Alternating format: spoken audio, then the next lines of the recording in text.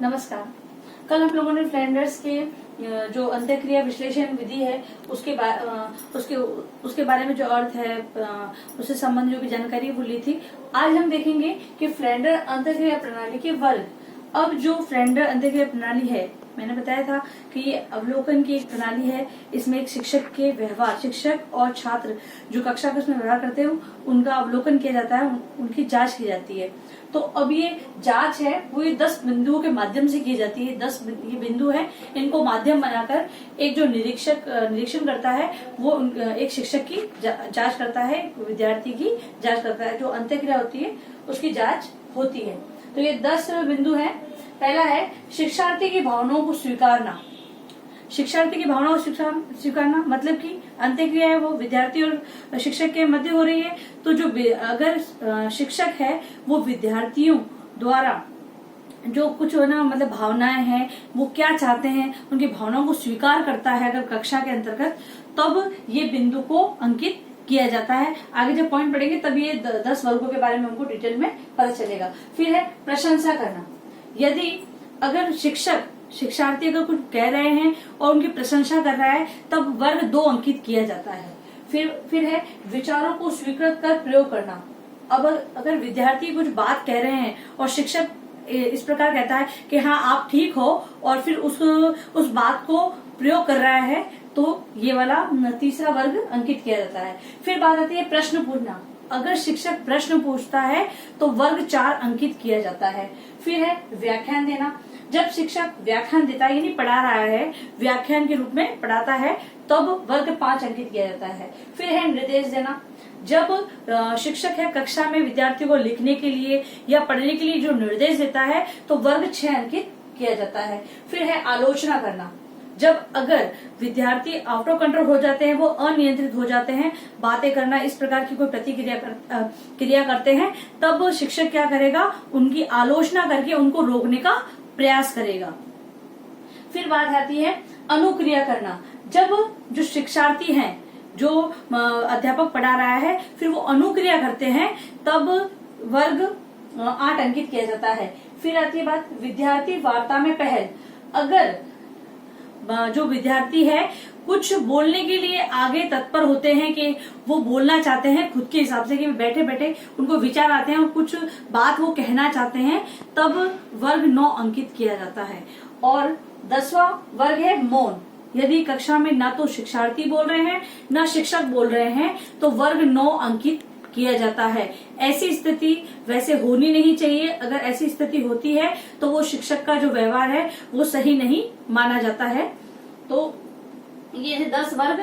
अब फ्लेंडर अंतःक्रिया तकनीकी का अनुप्रयोग। अब इसका प्रयोग किस प्रकार किया जाता है, तो कक्षा में घटित घटनाओं का निरीक्षण, अभिलेखन। अब जो ये घटनाएं हो रही है ये वर्गों के माध्यम से घटना को हम अंकित करते हैं। जो ये 10 वर्ग दे रखे हैं इसी वर्गों के आधार पर भाई कक्षा में क्या हो रहा है, अंत्यक्रिया हो रही है, दोनों विद्यार्थी बोल रहे हैं, शिक्षक जवाब दे रहा है, शिक्षक बोल रहा है, विद्यार्थी जवाब दे रहे हैं। तो इस प्रकार की जो अंत्यक्रिया हो रही है तो वो इनके माध्यम से, बिंदुओं के माध्यम से हम लोगों को उनसे लेना है और उसको अंकित करना है। तो जब कक्षा में अगर मान लो एक कक्षा है, अगर कोई निरीक्षण करता है, निरीक्षण कर रहा है, तो कक्षा में क्या होगा कि जो शिक्षक है वो तो पढ़ाएगा, ठीक है, वो पढ़ाने का काम करेगा, विद्यार्थी वो पढ़ने का काम करेंगे। लेकिन जो निरीक्षण करता है वो लास्ट में जाकर बैठ जाता है और निरीक्षण करता है। और वो जो शिक्षक है उसको इस बात का पता नहीं होता है कि कोई मेरा निरीक्षण करने आया है। वो चुपचाप जाकर वहां बैठ जाएंगे और निरीक्षण करेंगे, तभी ये निरीक्षण सही होगा। तो जब वो निरीक्षण करता है वो एक कॉपी और पेन लेकर बैठेगा और वो जब ये 10 वर्ग के अनुसार शिक्षक कार्य करेगा तो अगर वो पहला वर्ग मान लो अगर ना शिक्षक है वो विद्यार्थी भावनाओं को स्वीकार रहा है तो वो 1 नंबर डाल देगा और प्रत्येक 3 सेकंड में उसको अपनी प्रतिक्रिया चेंज करनी है। ठीक है, जो निरीक्षण करता है अगर मान लो वो कम से कम अगर कुछ सेकंड मतलब 50 सेकंड तक अगर ये वाली ही अगर एक ही बात में भावना को स्वीकारने में लगा है, मतलब वही बात पर लगा हुआ है, तो उनको अपनी एक बार पॉइंट को चेंज करके और फिर वापस इसको वो लिखना है, क्योंकि एक ही बिंदु 5 से ज्यादा बार नहीं आना चाहिए, इसीलिए वो एक बार चेंज करके और उसके बाद लिखना पड़ता है। फिर इस प्रकार से मतलब कि अगर प्रशंसा कर रहा है शिक्षक तो वर्ग 2 लिखेगा, वो निरीक्षण करता। अगर वो विचारों को स्वीकृत कर उन विचारों को प्रयोग कर रहा है तो वो 3 लिखेगा। अगर प्रश्न पूछ रहा है शिक्षक तो नंबर 4 आएगा। इस प्रकार से वो अंकित करेगा। जैसे अब इनको अंकित किया जाता है। फिर बात आती है अंतःक्रिया मैट्रिक्स की रचना।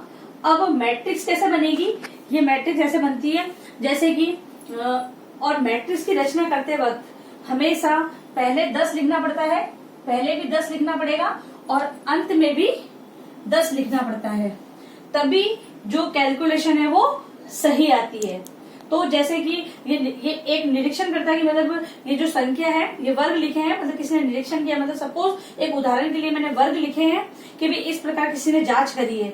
अब इसको हम मैट्रिक्स में कैसे बनाएंगे, तो हम लोग एक श्रृंखला बना लेते हैं। इस प्रकार से जोड़े बनाने पड़ते हैं।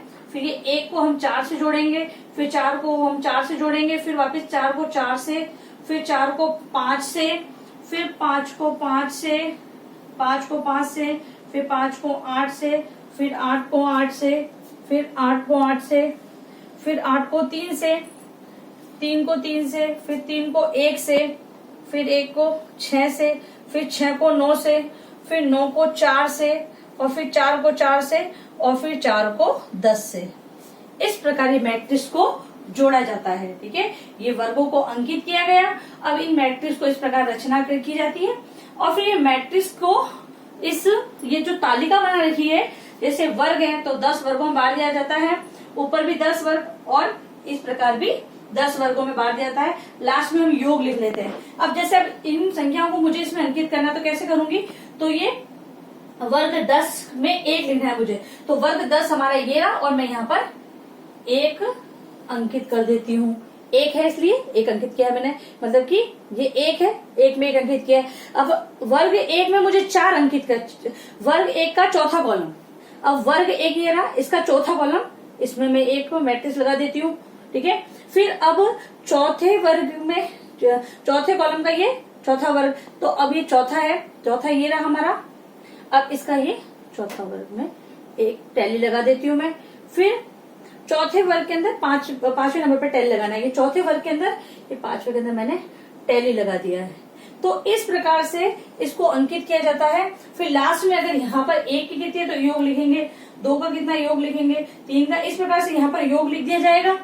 और ये वाला योग, जो इधर वाला योग है, इधर का जो योग है वो योग, यानी 1 का योग इस 1 से अगर मिल रहा है तो हमारी मैट्रिक्स सही है, अन्यथा हमारी मैट्रिक्स गलत मानी जाएगी। इसलिए इस प्रकार से इस मैट्रिक्स की हम लोग रचना करते हैं, मैट्रिक्स को लिखते हैं।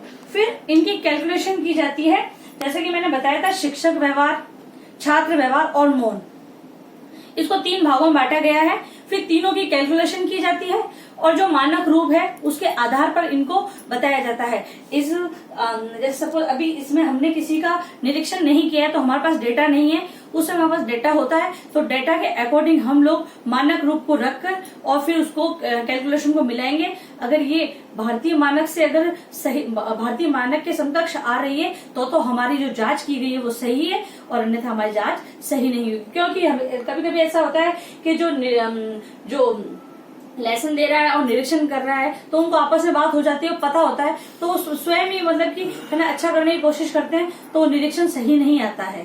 ठीक है, तो अभी हमने ये उदाहरण के माध्यम से समझा है कि भाई इस प्रकार की तालिका बनती है। ये था फ्लैंडर का अंतःक्रिया विश्लेषण।